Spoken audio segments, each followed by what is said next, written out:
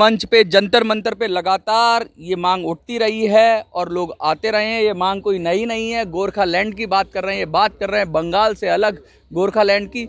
बहुत पुरानी मांग है और 100 साल से भी ज़्यादा हो गए लड़ाई लड़ते हुए, लेकिन अभी तक न्याय नहीं मिला है।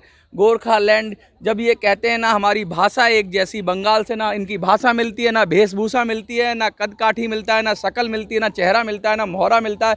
और दूसरी बात ये कहते हैं कि अपनी संस्कृति को बचाने के लिए गोरखालैंड पहले था, वो जगह थी, पूरा एरिया था, उसको ज़बरदस्ती अंग्रेज़ों ने बंगाल में मिला दिया और उसके बाद तब से लेके अब तक ये संघर्ष कर रहे हैं और लगातार भारत आज़ाद हो गया, लेकिन गोरखालैंड की डिमांड वहीं की वहीं है। क्या लगता है सर आपको, क्यों नहीं मान रही है सरकार?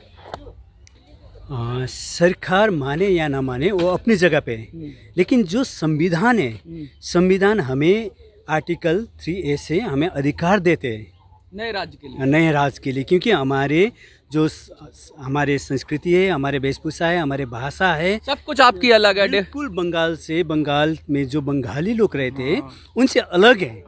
और हम गोरखालैंड डिमांड नहीं कर रहे हैं, हम गोरखालैंड क्लेम कर रहे हैं। गोरखालैंड हमारा है। देखिए कितनी बड़ी बात कही है कि डिमांड नहीं कर रहे हैं, कुछ मांग नहीं रहे हैं। जो इनका हक था, जो इनसे छीन लिया गया, उसको दोबारा रिस्टोर करने की बात कर रहे हैं। बिल्कुल जी, बिल्कुल। हम जमीन के साथ बंगाल के अंदर आए थे।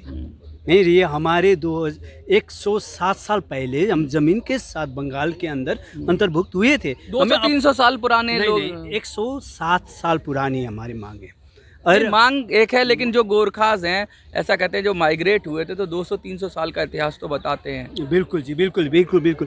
हम जब भारत आज़ाद होने से पहले गोरखा हिंदुस्तान में था। बिल्कुल था। और गोरखा को इतना सम्मान है कि सेना में भी सम्मान है, उसका हर जगह सम्मान है, सम्मान की नज़र से देखा जाता है। ये माना जाता है कि गोरखा लोग पे विश्वास किया जाता है और जब भी कभी देश मुश्किल में होता है तो गोरखा अपनी जान देने के लिए तैयार खड़ा रहता है। फिर सरकार क्यों नहीं सुन रही? देखिए, सबसे बड़ी बात यह है कि आज अभी इस टाइम में बॉर्डर में जाके देखोगे तो हमारे गोरखा कंधे पे बंदूक लेके देश की सुरक्षा में खड़े हैं। खुड़की बहुत मशहूर है। हाँ, खुकुरी और बंदूक लेके वहाँ पे अभी भी खड़े हैं। बट क्या है कि ये जो राजनीति चश्मा उतार के जिस दिन संविधानिक तरीका से देश चलेंगे, सरकार चलेंगे, तो गोरखाओं को अलग राज्य गोरखालैंड देना ही पड़ेगा। गोरखालैंड अगर नहीं देते हैं तो आंदोलन को, जैसे संवैधानिक तरीके से आंदोलन चल रहा है, इसको और कैसे तेज करेंगे, किस तरीके से अपनी बात को मनवाएंगे? मेरा बात यही है, हम लोग का मांग इतना पुराना है और हम लोग मांगते हमारा 12,000 13,000 लोग शहीद हो गया है। ठीक है। और दूसरी बात क्या बोले तो मोदी जी ने भी हम लोग को सपना में खाली सपना ही दिखा रहा है, जो सोने वाला सपना रहता है ना, त्यो खाली बता। सब जुमला है क्या? हाँ, सब जुमला। तो हम कैसा है, ये लोग झूठा पार्टी है। क्योंकि हम लोग को 2017 में भी राजनाथ सिंह डिफेंस मिनिस्टर था। कहते हैं गोरखा सबसे ज्यादा बीजेपी को वोट करता है। तो बीजेपी तो हमको धोखा कर रहा है ना। अच्छा। अब की बार 2024 में 2024 में उससे आगे अगर गोरखा का समाधान अगर नहीं करेगा भारत सरकार, तो गोरखा लोग कोई भी पार्टी को वोट नहीं डालेगा। सबसे पहले जो दार्जिलिंग की सीट जब बीजेपी की शुरुआत कराई थी, तो ऐसा कहा जाता है, मुझे शायद जानकारी कम हो, कि गोरखाओं ने ही बीजेपी की शुरुआत कराई थी बंगाल में। बिल्कुल सर, यहाँ गोरखाओं को सपना, मेरे सपना करके हमारा प्रधानमंत्री नरेंद्र मोदी जी स्वयं ने कहा है, लेकिन सिर्फ वो एक जुमला बन के रह गए हैं। अब हम ये चाहते हैं कि उन्होंने जो बोला है उसको एक हकीकत में परिणत करें और गोरखाओं को सपना के साथ वो खड़े हुए और गोरखाओं को जो एक आकांक्षा है उसको पूरा करें। बीजेपी के मैनिफेस्टो में था कि छोटे राज्य होते हैं तो वो एडमिनिस्ट्रेशन में आसान होते हैं, विकास अच्छा होता है, कंट्रोल अच्छा होता है और डेवलपमेंट भी अच्छा होता है।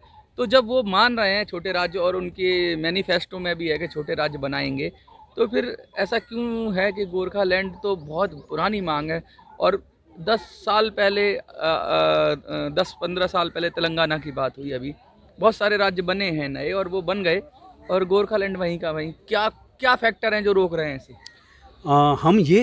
हम ये कहना चाहते कि आपके माध्यम से कि गोरखाओं को बीजेपी सरकार हो या भारत के कोई भी गवर्नमेंट आए जाए, लेकिन गोरखाओं को एक वोट बैंक की तरह यूज़ ना करे और गोरखाओं को सपना को साथ और गोरखाओं को जो आकांक्षा अलग राज्य गोरखालैंड के लिए उसके साथ खड़ा हो। और हम देखेंगे 2024 में जो बीजेपी ने अपने संकल्प पे डाले हुए हैं और उस मुद्दों पे वो काम करेगा नहीं करेगा, उसके बाद गोरखा फिर अब सचेत हो चुके हैं कि गोरखाओं को क्या करनी चाहिए, आगे करेंगे, रणनीति बनाएंगे। मोदी जी हम लोग विदेशी नहीं देसी हैं, ये क्यों कहा जा रहा है? ऐसा मोदी जी ने तो कभी नहीं कहा गोरखा विदेशी हैं, या कोई भारतवासी भी नहीं मानता कि आप विदेशी हैं। तो ये सब्जेक्ट कहाँ से आया? देखिए जी, हम लोग सब दिल्ली में, बेंगलोर में, पूरा हिंदुस्तान में जो गोरखा लोग रहते हैं, जैसे यहाँ के बोल देते आप लोग नेपाल के है, चाइना का है, आपका आँख ऐसा है, तो हम लोग को दुख लगता है। कौन बोलता है वैसे? एक आध % बोलता होगा, लेकिन ज़्यादातर हिंदुस्तान की जो सोच है वो कभी ऐसा किसी को, क्योंकि हिंदुस्तान तो बहुत ऑब्जर्वेशन में सिक्किम के लोगों को नेपाली शायद बोल दिया था।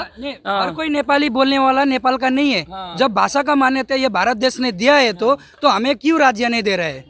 हम ये बोलना चाहते हैं। आप सुप्रीम कोर्ट बोलेगा, आज रोड में कोई ए चौकीदार बोलेगा, ए मोमो, ए चौमिंग बोलेगा, कितना दिन सहेगा? आज अगर हम लोग गलत है तो हमारा जो देश ने जो भारत देश के लिए योगदान दिया ना डिफेंस में, जो गोरखा रेजिमेंट है, जितना भी देश के लिए शहीद हुआ है वो लोग को जिंदा कर दो। अगर हम लोग मोदी जी से ये अनुरोध है, जो गोरखाओं का सपना, मेरा सपना, लेकिन वो हमें सपना में ही रखा है।